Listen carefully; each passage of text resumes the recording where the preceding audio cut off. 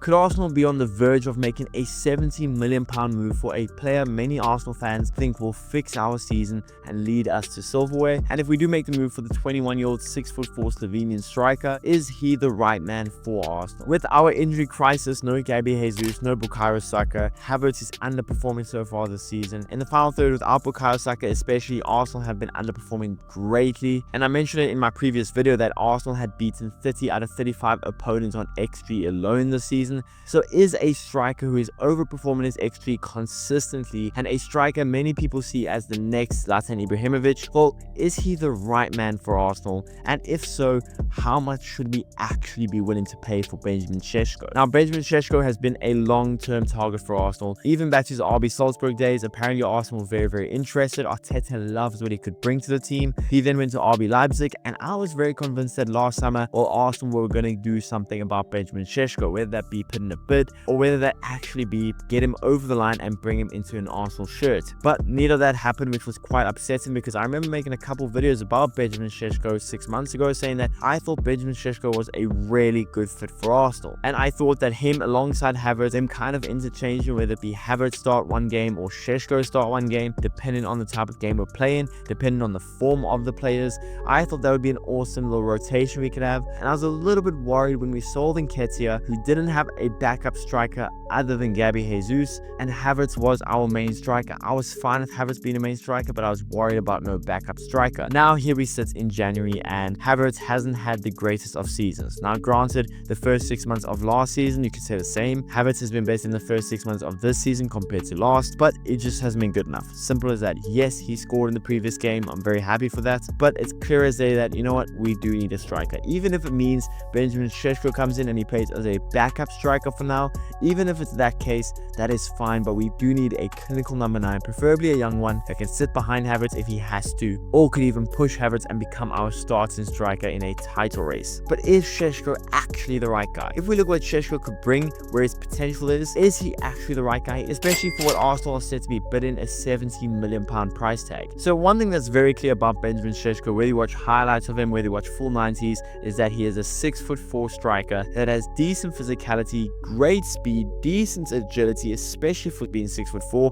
and his technical skill is pretty impressive. Now, physicality wise, the reason I say decent, not great, is because I still think he could still put his body on defenders a bit more, be a bit more assertive in the air. But other than that, I think physicality wise, he brings quite a lot. I mean, his height is a huge factor. Agility, for being 6'4", he can wriggle out tight situations. His footwork is pretty good, a little bit like a prime Zlatan when Zlatan was in PSG. And another thing that impressed me about Sesko is his link-up play is a lot better than someone like Erling Haaland's. We've seen several times with the Salzburg or Leipzig, Sesko is more than willing to drop deep, have some link-up play, and then push into the box after that, which is something I like, because a lot of strikers, you look at Yorkeresh, you look at even maybe Isaac, their link-up play isn't great. And what I was worrying about the whole time is what Havertz brings this team, whether you like Havertz or not, is his link-up play is very decent. Now, even with Sesko's link-up play being pretty good, admittedly with no Kai Havertz and only having Benjamin Sesko as our striker, we're gonna miss out on some expected assists. You look at last season's expected assists from Kai Havertz, it's 4.4 versus last season's expected assists from Sesko, well, it's only 1.1. So we're going to be missing out on a little bit of playmaking, but where Sesko makes up for it, when I was talking about a lethal striker,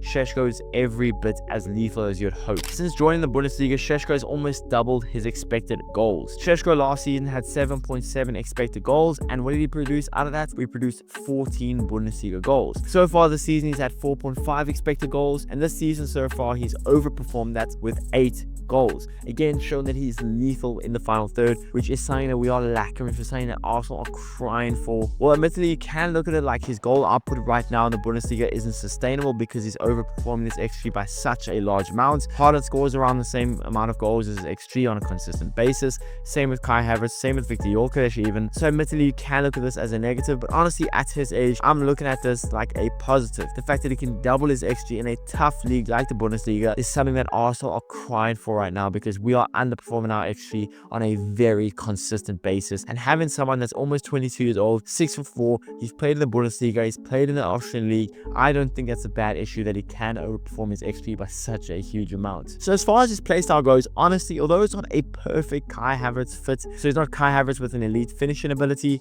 I think that fits us perfectly, because if we want to have Kai Havertz playing in a certain game, well, Kai Havertz can go play in a certain game. For what Sesko brings in terms of link-up play, physicality, physicality, agility, technical skill, off the ball movement, his finishing abilities. I'm extremely impressed with what he can bring. Again, I do think his decision making and his passing and just his creativity can improve and should improve, being that he's so young still. And also I think his physicality could also improve. But outside of that, I think what he does bring, the positives, I think it's awesome. And I think his playstyle actually suits Arteta quite a lot, more so than a striker like Gyökeres, even I'd say more so than a striker like Isak. This season, Sesko has already shown improvements statistically compared to where he was last season. Already 13 goals and 3 assists in 25 games compared to last season's 18 goals and 2 assists in 42 games, which shows Sesko is only a handful of goals away from equaling last season's tally in almost half the amount of games. So as far as our long-term needs and short-term needs, Sesko in my eyes ticks both those boxes. Obviously he's young, so he fits the long-term project, but the short-term solution of a striker who can overperform his XG, can be lethal in the box,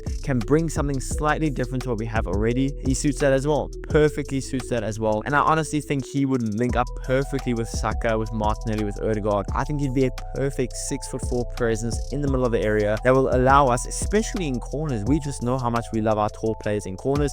He will be so lethal in our corners and our set pieces as well. And I think Arteta is going to help him in his weaker areas, like his passing, like his creativity, and like his ability to actually use his body to the best of his ability. Again, being young, being skillful, being quite versatile as a striker on how you could use him, I don't see why he isn't worth £70 million. And granted, with how we look right now, how desperately we need a striker, I actually think if we can afford £70 million and they accept the offer, apparently there's rumors Sesko wants to move to Arsenal in January. If we can do all that and Sesko is willing to move and we can get him in, honestly, I'm willing to put a lot on it that I think Sesko would be an elite signing for Arsenal. He may take a couple weeks, maybe a couple months to fully be Sesko in Arsenal, but I really think this is our best possible move right now in January. We need to make a move. There's only 11 days left, and honestly, I think Sesko is the best possible move we can make right now.